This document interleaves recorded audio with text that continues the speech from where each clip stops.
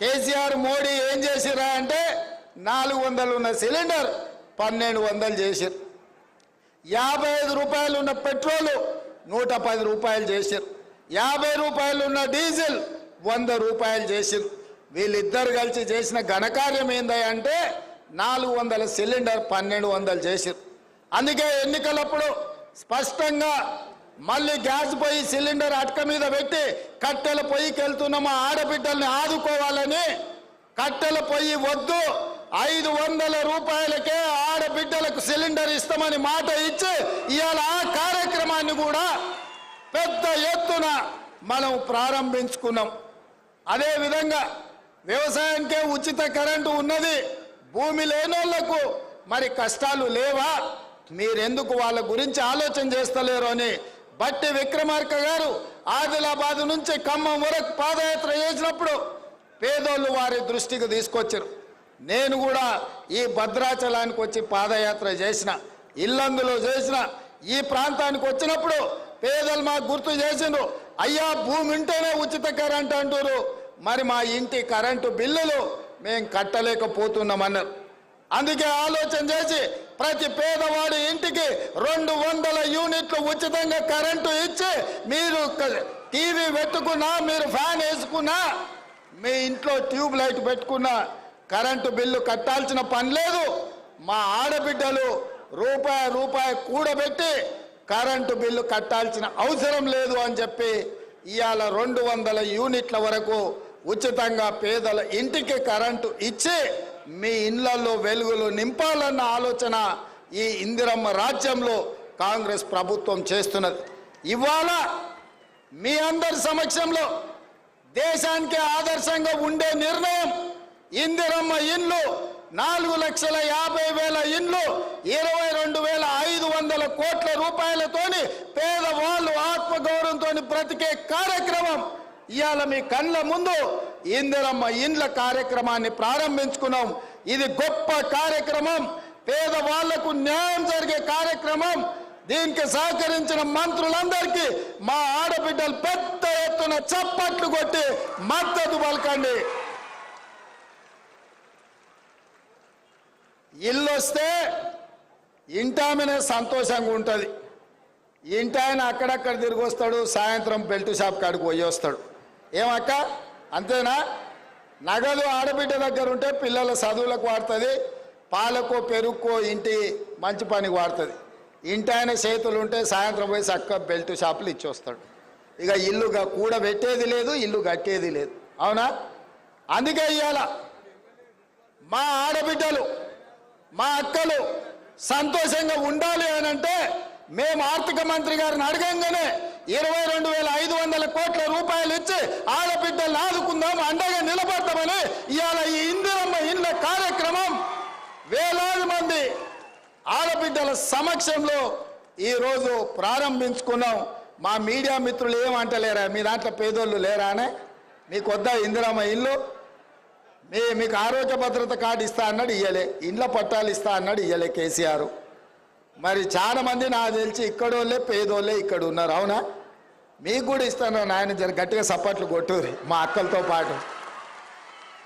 పోయినోళ్ళలాగా వాళ్ళ పార్టీ కండువ కప్పుకున్నాం అనుకో, లేకపోతే వాళ్ళ పార్టీలో ఉన్న నాయకులకు కోట్లాది కోటీశ్వరులకు ఇల్లు ఇయ్యం, పేదోళ్ళకే ఇస్తాం. నిజమైన అర్హులైన వాళ్ళకే, లబ్ధిదారులకే ఇందిరమ్మ ఇండ్లు ఇస్తామని చెప్పి నేను ఈ సందర్భంగా తెలియజేస్తున్నా. మిత్రులారా, మీరు ఒకటే ఆలోచన చేయండి. ఏ పథకం ప్రారంభించినా దాన్ని మొత్తం పూర్తిగా అమలు చేసే బాధ్యత మా ప్రభుత్వం తీసుకుంటుంది. హడావిడిగా ప్రారంభించి అటక మీద పెట్టే ఆలోచన మా ప్రభుత్వం చేయదు. ఏది ఇచ్చినా ఆనాడు ఆకాశమే హద్దుగా ఇందిరమ్మ ఇల్లు అడిగిన ప్రతి పేదవాడికి అక్కడక్కడ ఒకరొకరు 2 తీసుకున్నా కూడా ఆ ఎల్ల Congress party doctor YS Rajasekhara Reddy గారు ఉన్నప్పుడు ఇచ్చిన మాట వాస్తవం కాదా? మీరు ఆలోచన చేయండి. అందుకే ఇవాళ నేను ఒక్క మాట సూటిగా కేసీఆర్కు సవాలు విసురుతున్నా. నువ్వు డబుల్ బెడ్రూమ్ ఇల్లు ఇచ్చినా దళితులను ఆదుకున్నా అంటున్నావు కదా. ఏ ఊర్లలో అయితే కేసీఆర్ డబుల్ బెడ్రూమ్ ఇల్లు ఇచ్చిండో ఆ ఊర్లలో నువ్వు ఓట్లు వేయించుకో. ఏ ఊర్లో అయితే ఇందిరమ్మ ఇండ్లు ఉన్నాయో ఆ ఊర్లో మేము ఓట్లు వేయించుకుంటాం. ఈ సవాల్కు సిద్ధమా అని చెప్పి నేను కేసీఆర్ని అడుగుతున్నా. ఇక ఈయన ఇట్లుంటే ఇక మోడీ అయితే ఇక ఆయన మాటలకు అద్దే లేదు నాయన. ఆయన మంచి మంచి డ్రెస్సులు వేసుకుంటాడు, తీయ తీయగా మాటలు చెప్తాడు. ఆయన బీజేపీ ఎన్నికల మేనిఫెస్టోలో చెప్పారు 2022 వరకు భారతదేశంలో ఉన్న పేదోళ్లకు 100% ఇండ్లు కట్టిస్తాం. ప్రధానమంత్రి ఆవాస్ యోజన పథకం కింద దేశంలో ఉండే ప్రతి పేదవాడికి ఇల్లు కట్టిస్తా అని అడిగాడు. నేను ఇవాళ సూటిగా కిషన్ రెడ్డి గారిని, ఆయన డాక్టర్ లక్ష్మణ్ను నేను అడుగుతున్న ఈ వేదిక మీద నుంచి మీడియా మిత్రుల సాక్షిగా, ఈటెల రాజేందర్ని అడుగుతున్నా, ప్రధానమంత్రి ఆవాస్ యోజన కింద తెలంగాణ రాష్ట్రంలో మీరు ఏడ ఇల్లు కట్టించినో చూపిస్తురండి. మీరు ఏడ ఇల్లు కట్టిస్తే ఆ ఊర్లో ఒక్క ఓటు కూడా మేము అడగం. ఆ ఓట్లన్నీ మీరే వేసుకోండి. మీ ఎన్నికల మేనిఫెస్టోలో లేదా 2022 వరకు ప్రతి పేదవాడికి ఇల్లు ఇస్తామన్న మాట వాస్తవం కాదా? తెలంగాణ రాష్ట్రంలో బీజేపీ ఎన్ని ఇల్లు ఇచ్చిందో ఇవాళ సమాధానం చెప్పాలి ఓట్లు అడగనికి వస్తే. అదేవిధంగా బీజేపీ నాయకుడు నరేంద్ర మోడీ గారు అన్నారు రైతుల ఆదాయాన్ని 2 చేస్తాం 2022 వరకు అని అన్నాడు. ఇవాళ పెట్టుబడి దక్కక లక్షలాది మంది రైతులు ఆత్మహత్యలు చేసుకున్నారు. ఢిల్లీ సరిహద్దుల్లో ఇవాళ రైతులు దీక్ష చేస్తుంటే, కనీసం మద్దతు ధర కోసం కొట్లాడుతుంటే తుపాకీ తూటాలు పేల్చి ఇవాళ అక్కడ ఢిల్లీలో రైతులను బలి తీసుకున్నది నరేంద్ర మోడీ ప్రభుత్వం అని నేను ఈరోజు ఆ ప్రభుత్వం మీద నేను ఆరోపణ చేస్తున్నా.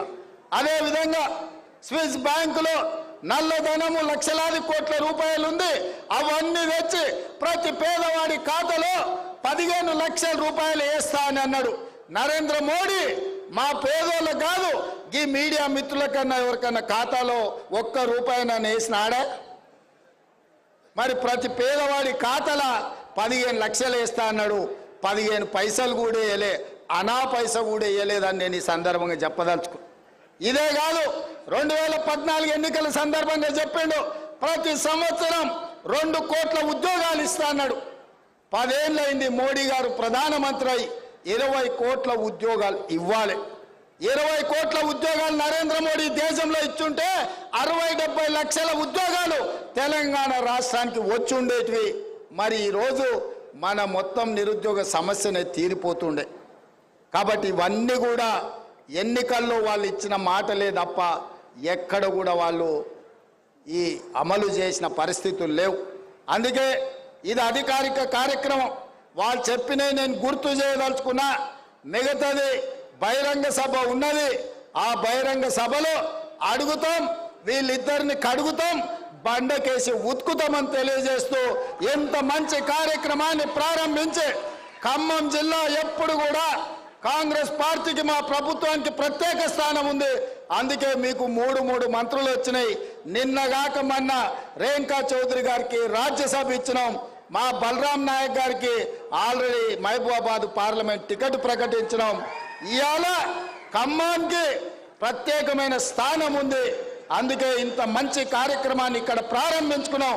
మళ్ళొక్కసారి పెద్ద ఎత్తున చప్పట్లు కొట్టి మంత్రులను అభినందించాల్సిందిగా కోరుకుంటూ మీ అందరి దగ్గర సెలవు తీసుకుంటున్న మిత్రులారా ధన్యవాదాలు.